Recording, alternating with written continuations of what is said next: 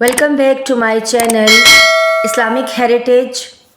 आज की इस वीडियो में हम हज़रत आदम अलैहिस्सलाम का वाक़या बयान करेंगे कि आदम अलैहिस्सलाम की तख्लीक कब हुई, कैसे हुई।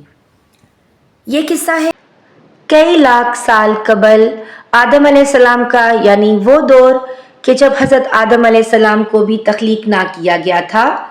उस वक्त दुनिया में दो किस्म के गरोह थे, एक नूरी और एक नारी। नूरी यानी फरिश्ते और नारी यानी जिन्नात। फरिश्ते आसमानों में रहते थे और जिन्नात ज़मीन पर रहते थे। इन जिन्नात में नेक भी थे और बद भी, अच्छे भी थे और बुरे भी। इन जिन्नात में एक जिन बहुत इबादत गुजार था, बहुत ही परहेजगार था। अपनी पैदाइश के बाद उसने 1000 साल तक अल्लाह को सजदा किया।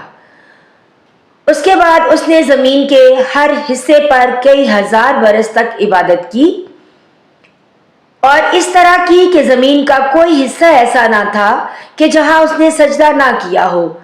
जब उस जिन ने इतनी ज़्यादा आजिज़ी और इबादत गुजारी का मुजाहरा किया, तो फिर ये कैसे हो सकता है कि अल्लाह रब्बुल इज़्ज़त की रहमत जोश में ना आती। अल्लाह ने उस जिन को उसकी इबादत गुजारी और परहेजगारी के सिले में ज़मीन से उठाकर आसमान दुनिया यानी पहला आसमान पर बुला लिया।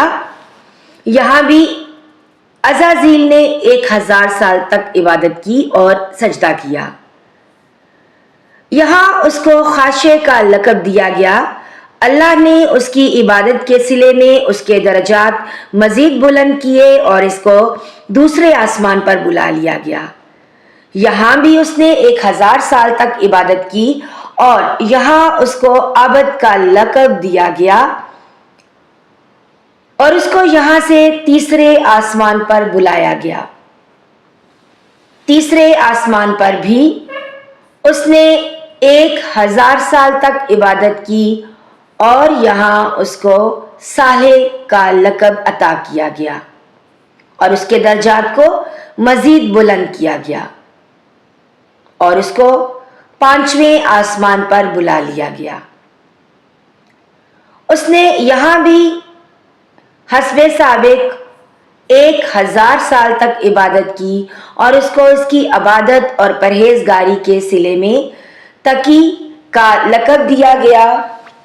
इसी तरह इबादत के ज़रिए वो अपने दर्जात को बढ़ाता हुआ 6ठे आसमान तक पहुँचा।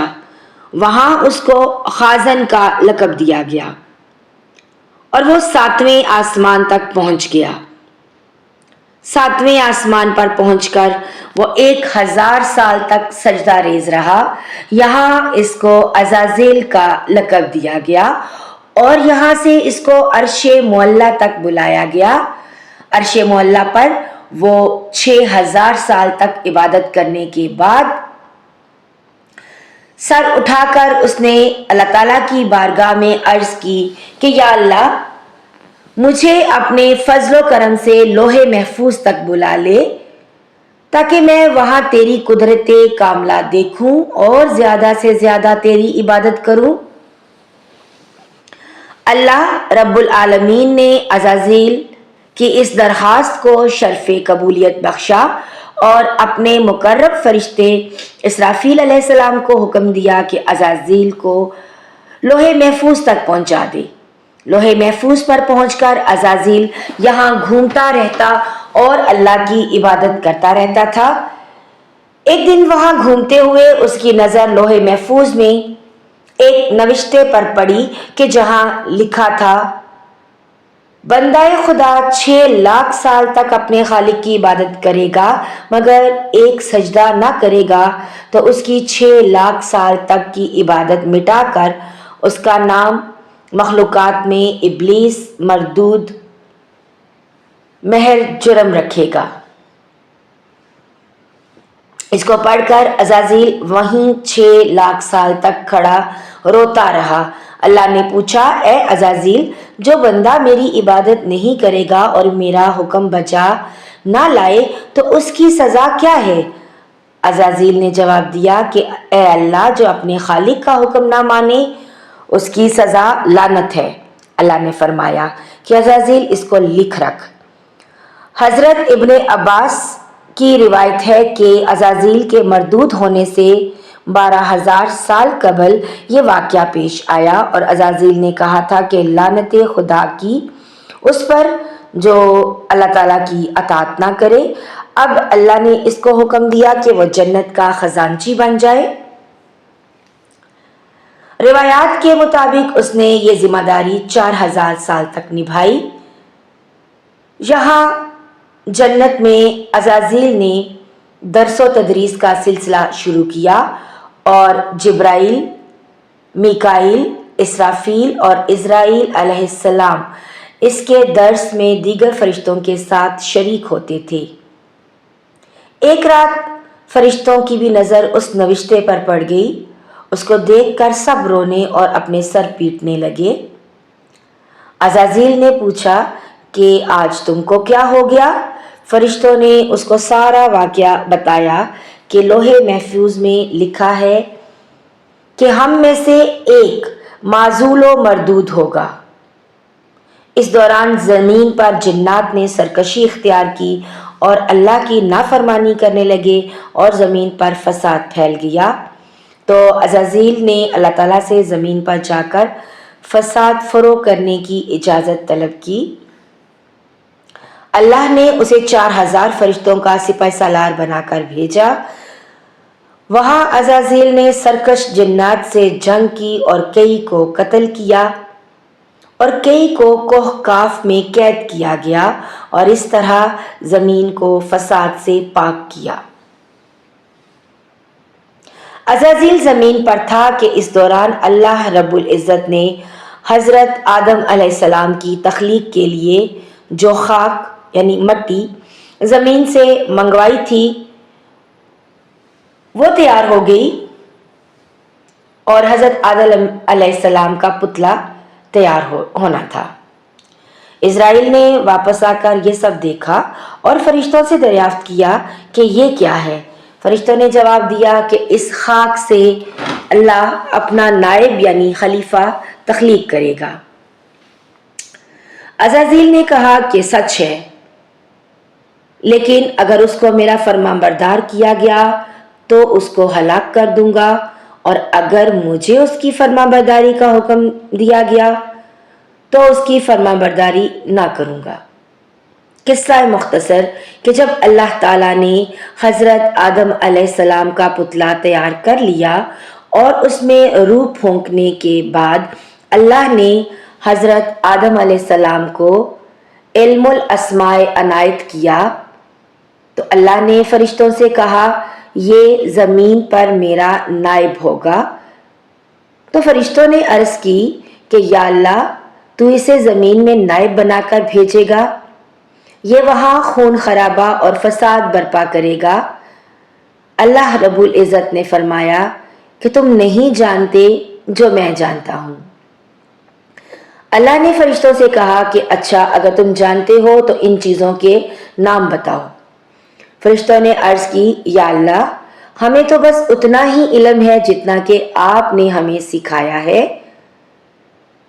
اس کے بعد اللہ نے حضرت آدم علیہ السلام کو حکم دیا کہ ان چیزوں کے نام بتاؤ، تو حضرت آدم علیہ السلام نے ان چیزوں کے نام بتا دیے۔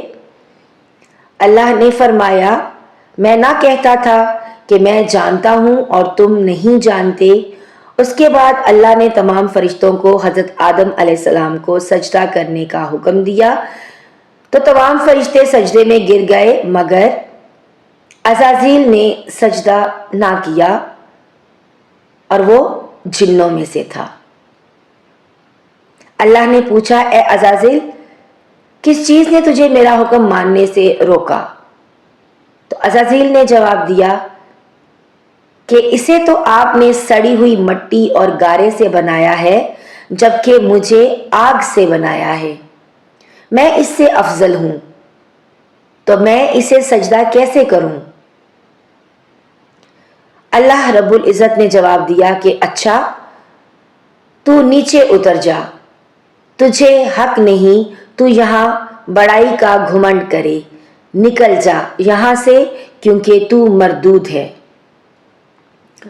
اور اب تجھ پر روز جزا تک لعنت ہے۔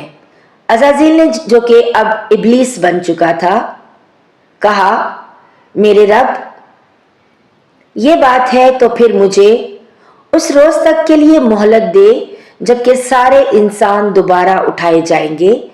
اللہ نے اسے یہ مہلت عطا کی اور اس دن کے بعد سے شیطان انسان کا دشمن بن گیا ہے۔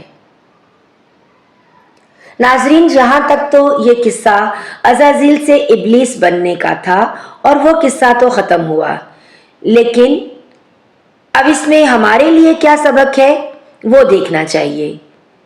پہلی بات کہ جب اللہ کا حکم آ جائے تو پھر اعلیٰ و ادنا، افضل اور برتر کے چکر میں پڑنے کی بجائے صرف اللہ کے حکم کی اطاعت کرنی چاہیے۔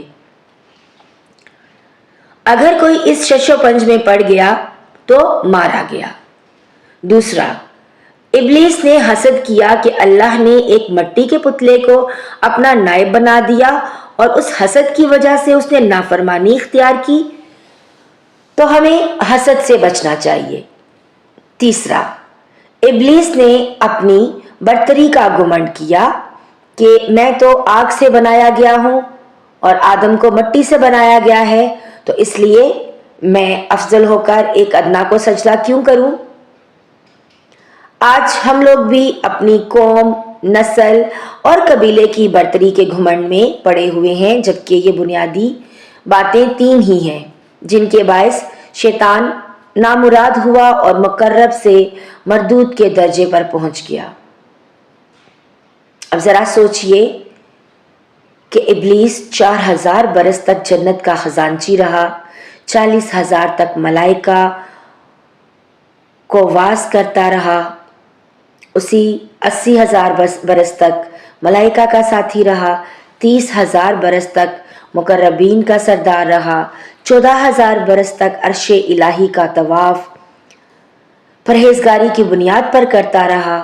وہ اللہ کا مقرب ہونے کے بعد صرف ایک سجدہ نہ کرنے پر مردود ہوا، اللہ کی بارگاہ سے نکالا گیا، راندہ درگاہ ہوا، اس پر لعنت کی گئی۔ ہم روزانہ کتنے سجدے چھوڑ دیتے ہیں؟ کیا ہم نے سوچا ہے کہ ہمارا انجام کیا ہوگا؟ آج کی ویڈیو بس یہیں تک۔ اگر ویڈیو اچھی لگے تو لائک اور شیئر کرنا مت بھولیے گا۔ اگر آپ چینل پر نئے ہیں تو ہمارے چینل کو سبسکرائب کر لیں اور بیل آئیکن ضرور دبا دیں تاکہ ہر نئی اسلامی ویڈیو کا نوٹیفیکیشن آپ تک پہنچ سکے۔ اسی طرح کی مزید اسلامی معلومات کے لیے دوبارہ حاضر ہوں گے۔ تب تک کے لیے اجازت، اپنا بہت سا خیال رکھیے گا اور دعاؤں میں یاد رکھیے گا۔ اللہ حافظ۔